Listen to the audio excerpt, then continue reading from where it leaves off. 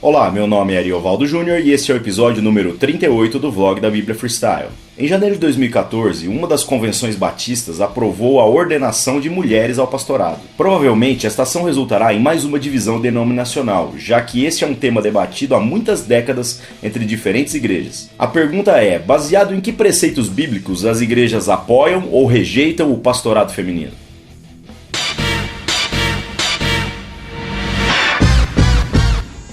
Basicamente, a visão a respeito do exercício do ministério feminino se divide em dois grandes grupos. Existem aqueles que acreditam que a mulher é subordinada ou de alguma forma inferior aos homens, e aqueles que a consideram absolutamente igual em todas as atribuições e funções. O problema é que ambas as linhas de pensamento encontram amplas bases bíblicas para justificarem o seu ponto de vista. Os que defendem a igualdade citam, por exemplo, a carta de Paulo aos Gálatas, dizendo que já não há mais diferença entre homens e mulheres, mesmo que haja outras passagens bíblicas que evidenciem essa diferença. Já os que se opõem a esta suposta igualdade citam a carta de Paulo aos Coríntios, quando ele enfatiza a necessidade do uso do véu como um sinal diante daquela cultura de que homens e mulheres são diferentes. O véu é um símbolo dessa diferença e, portanto, desqualificaria as mulheres como aptas a exercerem ensino e governo. O que gera tanta confusão é o não entendimento de que as cartas de Paulo são corretivas e não normativas. As doutrinas criadas a partir dos escritos paulinos podem incorrer em grandes erros caso não seja feita a devida adequação cultural. Paulo foi o homem utilizado por Deus para trazer as igrejas que estavam fora do eixo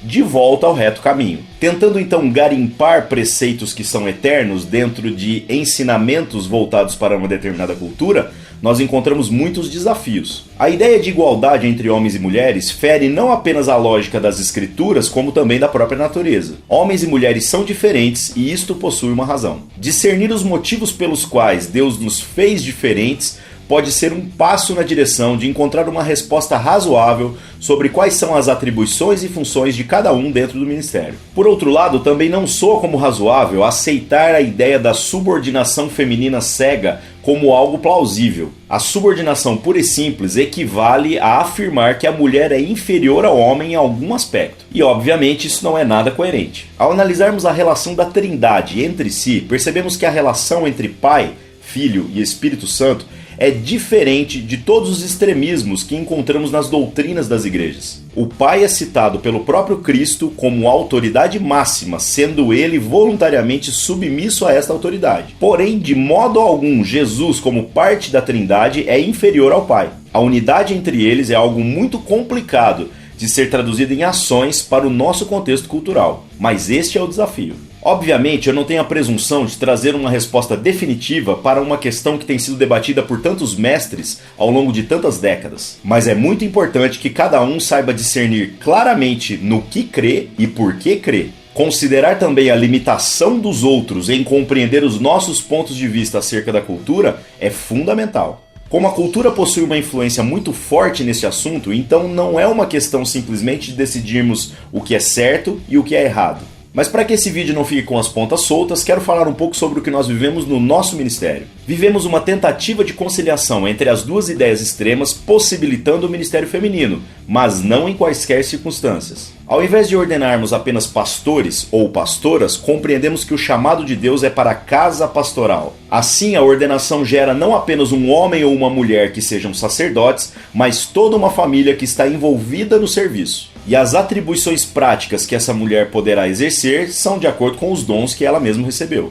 Para haver equilíbrio real entre as passagens que citei anteriormente, há apenas uma restrição no exercício do ministério feminino. As mulheres não exercem diretamente o governo, mas são representadas pelos seus maridos. Da mesma maneira que Adão se apresentou diante de Deus como responsável pelo pecado cometido inicialmente por sua mulher, nos dias de hoje os homens se apresentam como representantes desta casa pastoral ordenada pela igreja. A mulher não está privada de manifestar-se, mas ela precisa compreender que seu marido é o seu porta-voz dentro do conselho. No restante das atribuições, no ensino e no cuidado com a vida das pessoas, as mulheres são corresponsáveis com seus maridos. E a não ordenação da mulher solteira ao pastorado é apenas para evitar o conflito de autoridade, onde uma mulher ordenada pastora seria a autoridade sobre o seu próprio marido, que segundo a Escritura deveria ser a autoridade dentro de casa. É claro que este modelo também não é um modelo absoluto e inflexível, mas é uma tentativa de conciliação. Conforme falei anteriormente, o mais importante em toda essa discussão é que você saiba dizer o que crê